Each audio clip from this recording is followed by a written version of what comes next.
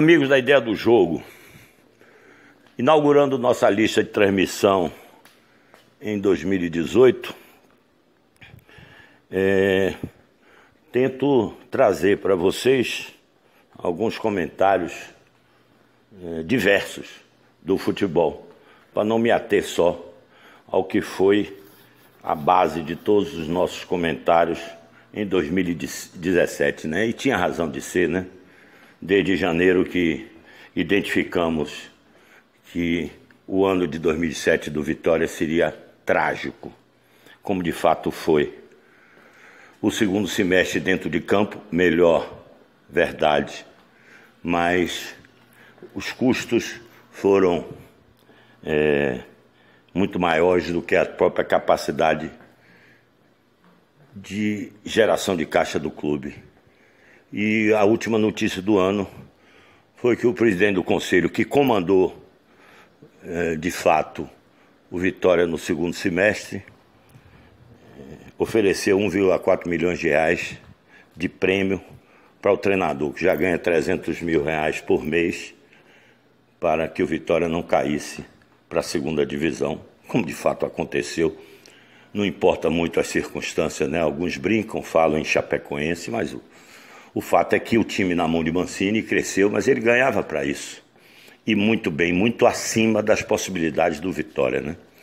O que percebe-se nos primeiros dias do ano da administração de Ricardo Davi é de que, ele não teve outra alternativa a não ser vender David. Se você me pergunta se David vale mais, vale.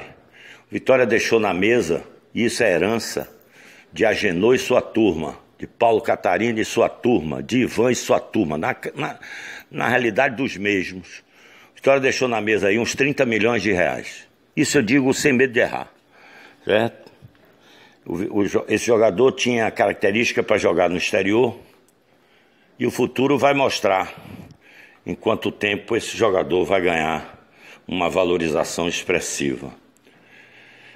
E o Vitória não pôde esperar. Havia uma diferença no Profut, que é a lei que parcelou a dívida fiscal dos clubes por 20 anos e que estabeleceu algumas condições.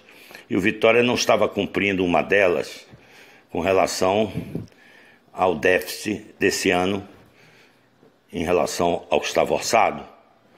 E o Vitória tinha um furo de 4 ou 5 milhões, que se não cobrisse, perdia o Profut. E essa dívida seria cobrada integralmente. Eu nem sei o tamanho dessa dívida. Mas eu acho que não é menos de 40, 50 milhões de reais de dívida fiscal do clube. Os primeiros dias dessa nova administração têm sido difíceis. Embora eu esteja surpreso com a falta de agilidade na redução dos custos. Os jogadores que não iam ficar, nós já sabíamos. Isso aí já tem uma redução expressiva. Mas são jogadores que só tinham contratos até o final do ano, certo? Nenhum dos jogadores que tinham contratos além do final do ano estão sendo dispensados porque a rescisão é muito cara, né? Eu falo na área administrativa, o Vitória continua. Mandou a menina Érica da comunicação embora, mas contratou uma outra pessoa para o lugar. Quer dizer, eles estão entendendo que o dimensionamento dos setores estava certo e não precisa reduzir. O diretor de patrimônio continua, porque ele é cargo de confiança do presidente do conselho. Milton Vilas Boas continua ganhando lá uma fortuna para não fazer rigorosamente nada. E eu estou dando logo o nome aos bois, porque a minha questão é com o Vitória, não é com você, Milton, que eu conheço há muitos anos. Mas infelizmente você hoje ocupa uma função que ganha no mínimo o dobro do que deveria ganhar um profissional para cuidar do patrimônio do Vitória, né? E precisa estar no clube sempre, né? Esse é o detalhe. Espero que esse ano você esteja no clube. Não sei se tem trabalho para você, mas como você ganha muito, quem sabe o clube arranja outra coisa para você fazer. Então a administração do Vitória não reduziu o custo. Então Eu espero que até o final do mês, já com pleno conhecimento da situação, o presidente possa comandar esse processo de redução de custo.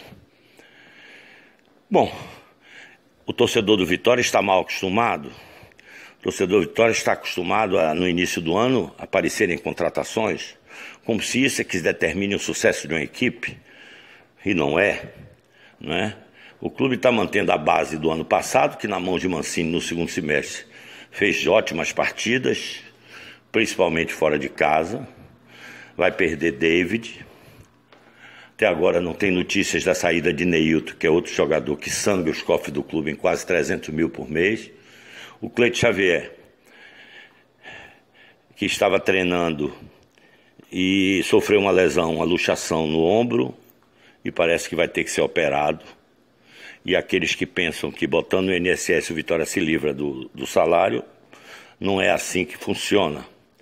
O Vitória talvez se livre do valor do teto de R$5 mil da Previdência. Apenas isso. O restante do salário tem que ser completado pelo clube. Na Europa existem seguros para isso. No Brasil, a CBF, que se diz dona do futebol brasileiro, nunca preparou um projeto para apresentar aos institutos de seguro, para criar um seguro que iria livrar um clube de todas as vezes que o jogador se lesionasse, o seguro pagaria a diferença de salário em relação ao que paga a Previdência Social. Isso se não estiver parte desse rendimento sem imagem, né? De acordo com a legislação, imagem que no passado já foi salário, gerando enormes passivos trabalhistas para os clubes de futebol do Brasil, agora não é mais. Isso é um alívio. O credor, que é o atleta, se não receber a imagem, tem que receber na justiça comum. E eu não sei quantos desses jogadores do Vitória têm imagem, não é? E se tem imagem, não tem jeito, vai ter que pagar. Dito isso, o Vitória contratou o lateral direito Lucas e o atacante Denilson. O atacante pode, nesses primeiros meses contra adversários fracos, esse atacante deve fazer sucesso. Vamos ver se ele se sustenta com adversários mais fortes, para ver o real potencial dele. Ele pintou muito bem no Avaí, o São Paulo foi buscar, olho de Rogério Ceni, lançou ele, mas ele não teve o sucesso. O São Paulo também foi um time muito mexido durante o Brasileiro, naquela agonia para não ser rebaixado. E um jogador jovem como Denilson teve dificuldades. Um abraço para todos.